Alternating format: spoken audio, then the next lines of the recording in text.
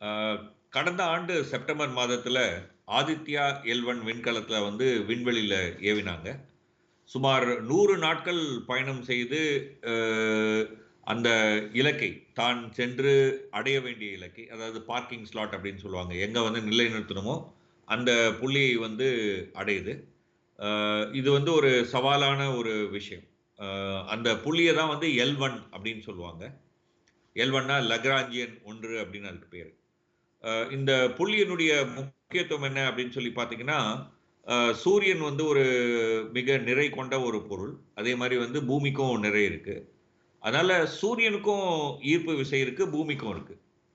அப்போ சூரியன் இருக்கு, பூமி இருக்கு அப்படின்னு சொன்னா, சூரியனும் புடிச்சு இழுக்கும், பூமியும் புடிச்சு இழுக்கும் இல்லையா? இங்க இருக்கிறதெல்லாம்.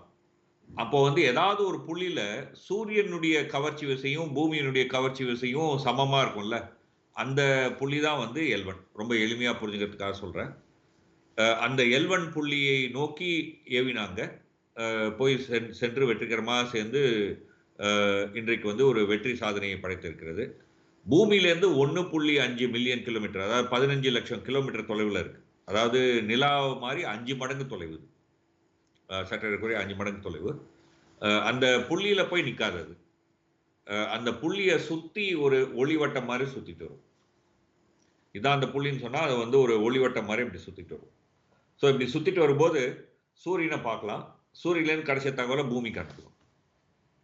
அந்த புள்ளியினுடைய முக்கியத்துவம் என்னன்னா, பூமி வந்து சூரியன சுத்தி போகும்போது, அந்த புள்ளியும் சேர்ந்து சுத்தும். ஸோ அப்படின்னு சொன்னா, அந்த விண்கலமும், ஆதித்யாவும் வந்து பூமியோட சேர்ந்து சுத்தும். அப்போ எப்பவுமே சூரியனுக்கும், பூமிக்கும் இடையில இந்த விண்கலம் இருந்துட்டே இருக்கும். ஸோ அப்போ வந்து சூரியன்லேருந்து ஏதாவது ஒரு கதிர்கள் வருதுன்னு வச்சுப்போம். உதாரணமா ஒரு சூரிய சூறாவளி வருதுன்னு வச்சுப்போம். அந்த சூறாவளிய முதல்ல இந்த விண்கலம் உணர்ந்து, பூமிக்கு முன்னாடியே தகவல் தெரிவிச்சுரும். இந்த மாரி ஒரு சூரிய சூறாவளி வரப்போகுதுன்னு. இப்போ கடந்த சில நாட்களுக்கு முன்னாடி அப்படி ஒரு சூரிய சூறாவளி வந்து, ஆ கடல்ல இருந்த கப்பல்களுக்கு இடையே இருந்த தகவல் போக்குவரத்து வந்து பாதிக்கப்பட்டது. எடுத்துக்காட்டா ஆஸ்திரேலியாவுக்கு பக்கத்தில பசிபிக் ஓஷன்ல அந்த இதனால.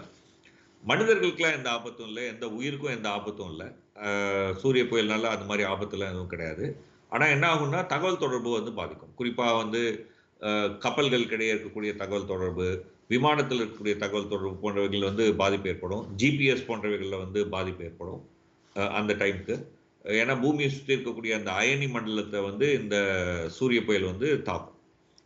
இன்றைக்கு இந்த நவீன யுகத்தில பல்வேறு மின்னணு கருவிகளை நம்ம பயன்படுத்தி தகவல் தொடர்புலாம் வச்சிருக்கிறதுனால, இது வந்து நமக்கு வந்து ஒரு முக்கியத்துவம் பெறுது. பூமிய சுத்திட்டு வருது இல்லையா செயற்கைக்கோள்கள். அந்த செயற்கைக்கோள்களுக்கு வந்து இந்த சூரிய புயல்னால இன்னும் பெரிய ஆபத்துக்கள்லாம் இருக்கு. அதுல ஷார்ட் சர்க்யூட் வந்துடலாம். பூமியினுடைய வளிமண்டலம் பெருசாயிடும். இந்த மாரி சூரிய சூறாவளி வரும்போது.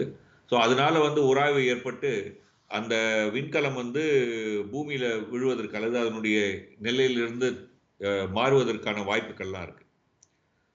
இஸ்ரோக்கு மட்டுமே 50,000 கோடி மதிப்புள்ள விண்கலங்கள் விண்ல இருக்கு. ஆகையினால தான் வந்து இன்றைக்கு விண்வெளி வானிலை அப்படின்னு இதுக்கு வந்து ஒரு புது பெயரோட இத வந்து இயங்குறாங்க. அதற்கு இந்த ஆதித்யா எல்1 விண்கலம் வந்து ஒரு முக்கிய பங்கு வகிக்கும். அதோட மட்டும் இல்ல, சூரியன சுத்தி நெறைய மர்மங்கள் இருக்கு. இப்போ நீங்க வந்து சூரியனுடைய பிம்பத்த தொலைநோக்கியில எடுத்து ஒரு திரையில பார்த்தீங்கன்னா, வெறும் கண்ணால வந்து சூரியன தொலைநோக்கி எல்லாம் பார்க்கக்கூடாது. கண்ணு கெட்டு போயிடும். நேரயே கூட வச்சு பார்க்கக்கூடாது. பட் தொலைநோக்கி மூலமா திரையில அந்த பிம்பத்த நீங்க பார்த்தீங்கன்னா, சூரிய புள்ளிகள்னு தெரியும். அதாவது நெத்தியில கருப்பு பொட்டு வச்சுக்கிறாங்க இல்லையா? அது மாரி வந்து சூரியன் மேல அங்கங்க கருப்பு திட்டுகள் தெரியும். எவ்வளவு கருப்பு திட்டுகள் இருக்கு அப்படின்னு நீங்க பார்த்துக்கிட்டே வந்தீங்கன்னா, அதனுடைய எண்ணிக்கை கூடி குறைஞ்சுட்டு வரும். அதாவது சூரியனுடைய இயக்கம் கூடி குறையுது. இயக்கம் கூடுதலா இருக்கும்போது நெறைய இந்த கரும்புள்ளிகள் இருக்கும். இயக்கம் குறைவா இருக்கும்போது கரும்புள்ளிகளே இருக்காது. இப்போ வந்து அதிகமான கரும்புள்ளிகள் இருக்கக்கூடிய நிலைக்கு நம்ம போறோம். இந்த சமயத்துல தான் மிக அதிகமான சூரிய புயல்கள்லாம் வருது.